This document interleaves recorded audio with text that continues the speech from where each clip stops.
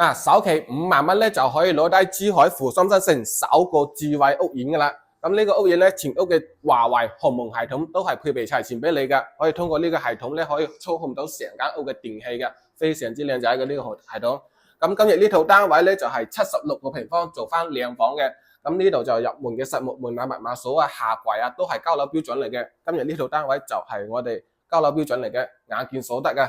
廚房入邊嘅燃氣爐、油煙機、吊櫃全部配備齊全，餐台、餐凳都係有埋噶啦。咁呢個餐廳客廳開間嘅話，去到3.3米嘅。咁呢啲 sofa 啦，都係我哋嘅交樓標準嚟嘅，連埋呢個洗衣台啊，都幫你做好咗。咁露台呢度望過去對面嗰度咧，就係嘉和城商場噶啦。喺呢度行過去嘅話，就係6-7分鐘時間啦。咁過到商場嗰邊啊，你食飯、行街、睇電影，基本係樣樣齊全噶啦。休息區呢邊入到嚟，第一間咧就係我哋嘅客房，有埋全層送飄窗，1.5米嘅牆。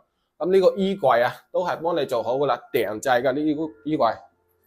洗手間入邊嘅嘢都係眼見所得嘅，乾濕分離。主人房都係有埋一個7字形飄窗，1.5米床。咁呢個超級大嘅衣櫃都係幫你做好噶。如果呢啲衣櫃啊，你喺出邊訂做嘅話，基本都要去到6-7萬蚊噶。而家係全部免費送俾你，所以講呢邊係可以做到拎包入住嘅。而家首期5萬蚊就可以上車。咁喺呢個位置出發嘅話，20分鐘就可以翻到關口嘅。